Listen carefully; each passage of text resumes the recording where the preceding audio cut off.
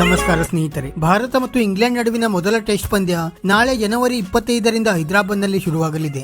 ಈಗಾಗಲೇ team India ಆಟಗಾರರು ಹೈದರಾಬಾದ್ಗೆ ತೆರಳಿ ಕಠಿಣ ಅಭ್ಯಾಸದಲ್ಲಿ ನಿರತರಾಗಿದ್ದಾರೆ. ವರ್ಲ್ಡ್ ಟೆಸ್ಟ್ ಚಾಂಪಿಯನ್ಶಿಪ್ನ ದೃಷ್ಟಿಯಿಂದ ಈ ಸರಣಿ ಭಾರತ ತಂಡಕ್ಕೆ ತುಂಬಾ ಮಹತ್ವದಾಗಿದ್ದು, ಈ ಸರಣಿ ಗೆದ್ದು ಬೀಗಲು ಎರಡೂ ತಂಡಗಳು ಕೂಡ ಶತಾಯಗತಾಯ ಪ್ರಯತ್ನಿಸುತ್ತಿವೆ. ಆದರೆ ಇದರ ನಡುವೆ ಈಗ ಟೀಂ ಇಂಡಿಯಾಗೆ ಇನ್ನೊಬ್ಬ ಸ್ಫೋಟಕ ಆಟಗಾರ ಎಂಟ್ರಿ ನೀಡಿದ್ದಾರೆ. ಹೌದು ಸ್ನೇಹಿತರೆ, ಅದಕ್ಕೂ ಮುನ್ನ ನೀವಿನ್ನು ನಮ್ಮ ಚಾನೆಲ್ ಅನ್ನು ಸಬ್ಸ್ಕ್ರೈಬ್ ಮಾಡಿಲ್ಲ ಅಂದ್ರೆ ದಯವಿಟ್ಟು ಸಬ್ಸ್ಕ್ರೈಬ್ ಮಾಡಿಕೊಳ್ಳಿ, ಮತ್ತೆ ಈ ವಿಡಿಯೋಗೆ ಒಂದು ಲೈಕ್ ಮಾಡಲು ಮರೆಯಬೇಡಿ. ಸ್ನೇಹಿತರೆ, ನಿಮ್ಗೆಲ್ಲ ಗೊತ್ತಿರುವ ಹಾಗೆ ಭಾರತ ಮತ್ತು ಇಂಗ್ಲೆಂಡ್ ನಡುವೆ 5 ಪಂದ್ಯಗಳ ಟೆಸ್ಟ್ ಸರಣಿ ನಡೆಯಲಿದೆ. ಈಗಾಗಲೇ ಸರಣಿಯ ಮೊದಲ 3 ಪಂದ್ಯಕ್ಕಾಗಿ ಬಿಸಿಸಿಐ ಅಧಿಕೃತವಾಗಿ ಭಾರತೀಯ ತಂಡವನ್ನು ಘೋಷಣೆ ಮಾಡಿದೆ. ಮತ್ತೆ ಈ ಸರಣಿಯಲ್ಲಿ ಅವಕಾಶ ಪಡೆದಿದ್ದ ಟೀಂ ಇಂಡಿಯಾದ ಸ್ಟಾರ್ ಬ್ಯಾಟ್ಸ್ಮನ್ ವಿರಾಟ್ ಕೊಹ್ಲಿ ಅವರು ಸದ್ಯ ಕೆಲ ವೈಯಕ್ತಿಕ ಕಾರಣಗಳಿಂದ ಮೊದಲ 2 ಪಂದ್ಯಗಳಿಂದ ಹೊರಗುಳಿಯಲಿದ್ದಾರೆ. ಈಗಾಗಲೇ ಇದರ ಬಗ್ಗೆ ಬಿಸಿಸಿಐ ಅಧಿಕೃತವಾಗಿ ಮಾಹಿತಿ ನೀಡಿದ್ದು, ವಿರಾಟ್ ಕೊಹ್ಲಿ ಅವರು ರೋಹಿತ್ ಶರ್ಮಾ ಮತ್ತೆ ಬಿಸಿಸಿಐನ ಜೊತೆ ಮಾತನಾಡಿ ಮೊದಲ 2 ಟೆಸ್ಟ್ ಪಂದ್ಯದಿಂದ ಹೊರಗುಳಿಯಲಿದ್ದಾರೆ ಎಂದು ಮಾಹಿತಿ ನೀಡಿದೆ. ಮತ್ತೆ ಈಗ ವಿರಾಟ್ ಕೊಹ್ಲಿ ಅವರ ಬದಲಿ ಆಟಗಾರನಾಗಿ ಆರ್ಸಿಬಿ ತಂಡದ ಸ್ಟಾರ್ ಬ್ಯಾಟ್ಸ್ಮನ್ ಆಗಿದ್ದ ರಜತ್ ಪಟಿದಾರ್ ಅವರು ಭಾರತೀಯ ಟೆಸ್ಟ್ ತಂಡಕ್ಕೆ ಮೊದಲ ಬಾರಿಗೆ ಎಂಟ್ರಿ ನೀಡಿದ್ದಾರೆ.